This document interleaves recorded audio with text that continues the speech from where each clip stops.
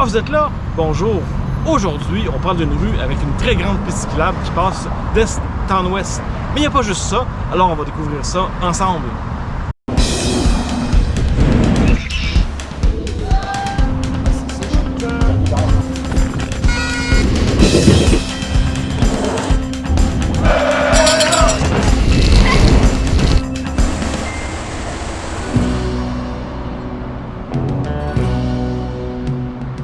La rue Rachel passe d'est en ouest à Montréal.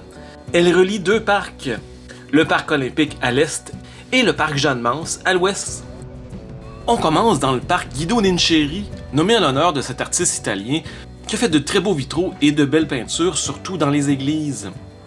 Le parc a été inauguré en 2017 pour le 375e anniversaire de Montréal. Il y a 4 colonnes avec 4 petites statuettes qui ont été réalisées par Jean-Robert Drouillard. Ce sont des petits joueurs de baseball qui rappellent qu'on est à côté du stade olympique. On commence donc une marche sur la rue Rachel qui va être longue d'à peu près 5 km. Pour ça, je suis accompagné de mon ami Eric qui a eu la bonne idée de protéger son petit coco du soleil avec une ombrelle. Les débuts de la rue Rachel dans l'Est sont presque exclusivement résidentiels. On voit ici toutes sortes de plexes accompagnés parfois de belles murales.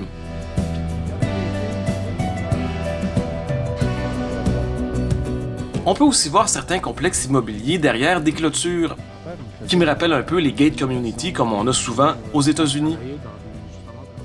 Mais la rue Rachel, c'est aussi des coops d'habitation et beaucoup d'appartements assez modestes, ainsi que des résidences pour personnes âgées. Je vous parlais au début de la piste cyclable. C'est un des liens cyclables les plus pratiques d'est en ouest à Montréal, et cette piste est très fréquentée. C'est sûrement pour ça que c'est la piste où se produit le plus d'accidents à Montréal à chaque année. On est toujours dans un secteur résidentiel, donc on a des grands parcs et même quelques stations-service. On arrive maintenant aux anciennes usines Angus, qui ont longtemps construit des trains pour le Canadien Pacifique, mais aussi quelques chars d'assaut pendant la Deuxième Guerre mondiale. Les usines couvraient un immense territoire dans Rosemont. Aujourd'hui, sur le terrain, il y a plusieurs petites maisons, des commerces comme une SAQ, un gros Provigo, et d'autres petits commerces un peu plus à la mode, plus éco-responsables et New Age. Les anciennes usines sont devenues un joli petit quartier. J'ai découvert un nouveau petit parc que je connaissais ni d'Ève ni d'Adam, ni de leurs fils Caïn et Abel. Ça s'appelle le parc Annie Montgomery. C'était une infirmière qui a beaucoup aidé pendant l'épidémie de variole en 1885. Ce parc a été créé pendant la pandémie de COVID-19. Montgomery travaillait dans l'hôpital des varioleux, qui était situé juste ici, et juste à côté, là où il y a un immeuble d'habitation. Je sais pas si les habitants savent qu'il y avait plein de varioleux ici il y a pas si longtemps. On nous apprend qu'avant l'hôpital, il y avait ici une carrière. Et on apprend aussi que le tout premier restaurant Orange Julep était situé tout près d'ici, sur la rue Sherbrooke. On arrive maintenant vers la rue Molson, là où s'ajoute une autre piste cyclable, un chemin très emprunté par de nombreux cyclistes pour aller vers le nord. Pendant que je traverse un petit viaduc qui passe au-dessus de la ligne de chemin de fer, je vais vous parler toponymie. Le nom Rachel vient de Jean-Marie Cadieux, qui était le propriétaire terrien des terres un peu plus à l'ouest sur le plateau. Au moment de lotir ses terres, il a nommé toutes les rues au nom des membres de sa famille, et Rachel était sa fille. Et facilement comme ça, nous sommes passés de l'arrondissement Rosemont à celui du plateau Mont-Royal. Dans ce coin-ci, la rue Rachel est presque industrielle, pas grand-chose à voir, mais il y a quand même quelques petites choses intéressantes, comme l'ancien restaurant, le Vieux Montréal Pool Room. Il paraît que ce sont les anciens propriétaires du Montreal Pool Room qui ont déménagé ici. Mais je trouve que le nom et l'affiche sont trompeuses. Premièrement, on est très loin du Vieux Montréal, et deuxièmement, c'est pas le même Pool Room qui a ouvert en 1912. Il y a aussi ce bon vieux garage, presque anachronique en 2024.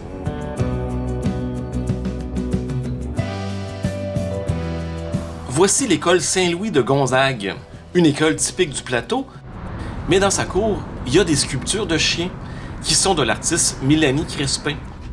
Je trouve ça intéressant, ça ouvre déjà le regard des enfants à l'art. Juste en face, il y a la continuité du parc Darwin, qui avait une piscine qui est malheureusement fermée. On reprend donc notre chemin sur la rue Rachel Et comme on est sur le plateau et que ça redevient résidentiel, on a plein de maisons typiques du plateau, c'est-à-dire des duplex ou des triplex avec des escaliers extérieurs. On arrive comme ça sur le boulevard de Lorimier, qu'on va s'empresser de traverser. Et la cour d'école qu'on voit ici derrière, elle appartient à l'école Jeanne-Mance, une école secondaire.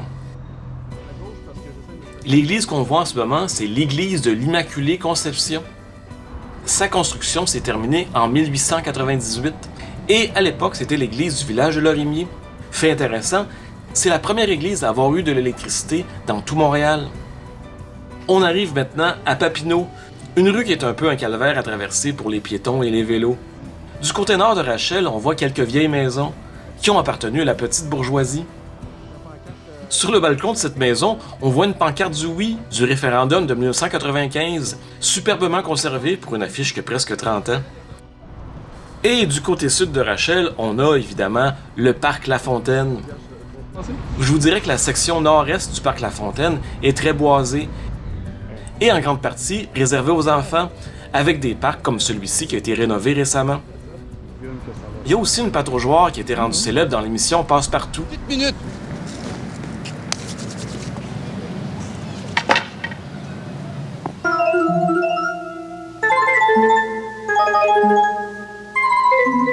Mais comme dans l'émission Passe-Partout, la pataugeoire est vide, et ce depuis vraiment longtemps. Je me demande pourquoi on ne l'a pas rénové ou juste remplacé par d'autres choses. D'ailleurs, si le parc La Fontaine vous intéresse, j'ai fait une vidéo il y a 2 ans que vous irez voir. On continue notre chemin le long du parc La Fontaine, et les maisons du côté nord sont vraiment très très jolies, et très bien fleuries, avec les abeilles pis tout.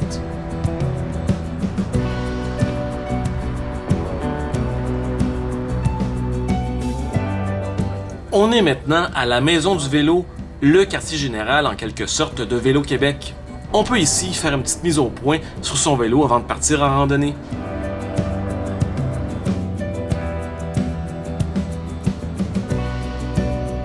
Au coin de la rue Christophe-Colomb, il y a la caserne numéro 16, qui a été construite en 1892. Et après plus de 130 ans, elle est toujours en service, avec des camions et des valeureux pompiers qui sont toujours prêts à répondre aux alertes. En face, il y a une nouvelle jolie petite terrasse qui sert aux 2 restaurants dont je vais vous parler maintenant. D'abord, la mythique Banquise, qui habituellement a toujours une file d'attente pour y entrer, mais pas en ce lundi matin. Je vous ai très souvent parlé de ce restaurant. L'autre, juste en diagonale, c'est la Poule Mouillée, qui font aussi de la poutine, mais qui sont surtout des experts en poulet portugais. C'est vraiment délicieux. C'est à partir d'ici que la rue Rachel commence à être vraiment commerciale. On arrive ici à un autre anachronisme. Je peux pas croire qu'en 2024, on est à cette place en plein cœur du plateau pour un concessionnaire automobile. En tout cas, j'espère que ces taxes municipales sont exorbitantes. Il y a beaucoup de commerces iconiques sur Rachel à partir d'ici. Je vous les mentionnerai pas tous. Je veux juste vous parler de ce qui attire mon regard, comme ce joli salon de barbier à l'ancienne. Ici, on a un joli petit parc qui s'appelle le parc de la Bolduc, en l'honneur de la grande chanteuse. Un joli parc comme ça compense presque pour le vendeur de chars. On est maintenant au coin de Saint-Denis, un coin dont je vais vous parler bientôt dans une autre vidéo. Ici, il y a le Rachel Berry, et une chose que j'ai appris en faisant la vidéo, c'est que le nom Rachel Berry, même si ça s'écrit pas pareil, ça vient du fait que cette première épicerie santé a été ouverte au coin de la rue Rachel et de la rue Berry.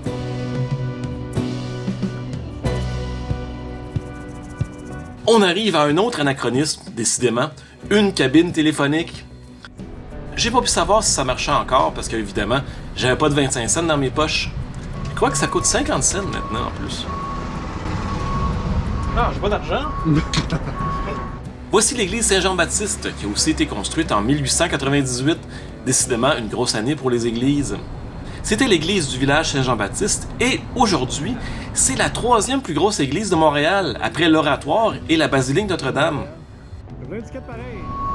Juste en face, on a une résidence pour personnes âgées et à l'époque, c'était l'école secondaire Marie-Rose, fondée par les sœurs de Saint-Nom de Jésus.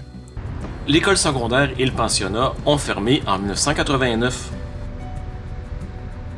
Juste à côté, il y a le Swirl, une super bonne crèmerie. Ils ont maximum 2 saveurs de crème glacée molle à la fois et elles sont vraiment dans mon top 10 personnel.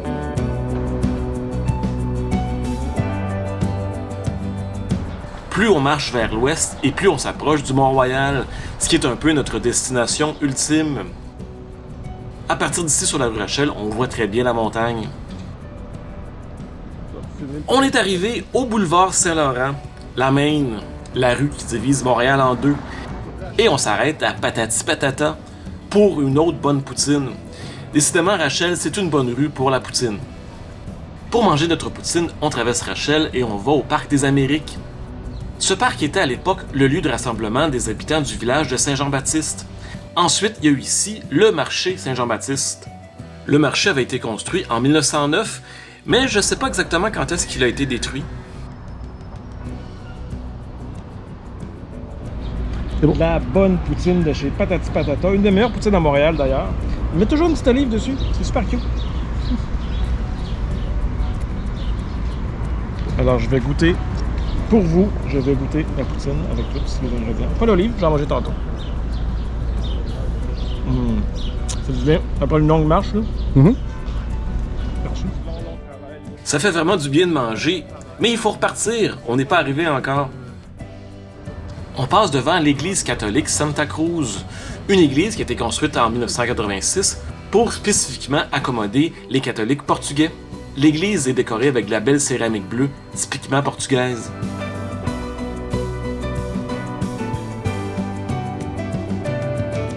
On arrive presque à la fin, et ce qu'on voit devant nous, je pense, a déjà été l'atelier de l'artiste Armand Vaillancourt.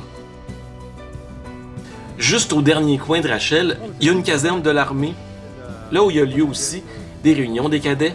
Faudrait bien que je fasse une vidéo sur les casernes de Montréal, ce sont de très jolis bâtiments. Et finalement, après avoir marché 5 km, on arrive au parc Jeanne-Mance. Un très grand parc qui mériterait une vidéo à lui toute seule. Alors voilà, on est arrivé au parc Jeanne-Mance, c'est la toute fin de la rue Rachel, une rue vraiment riche en histoire et riche en plein d'affaires très montréalaises. Et j'espère que vous avez aimé ça. Si oui, comme d'habitude, un petit pouce en l'air en bas de la vidéo. Abonnez-vous si ce n'est pas encore déjà fait. Et allez voir mon Patreon, le lien dans la description. Ça fait toujours du bien, un petit don. Alors là-dessus, je vous dis à très bientôt!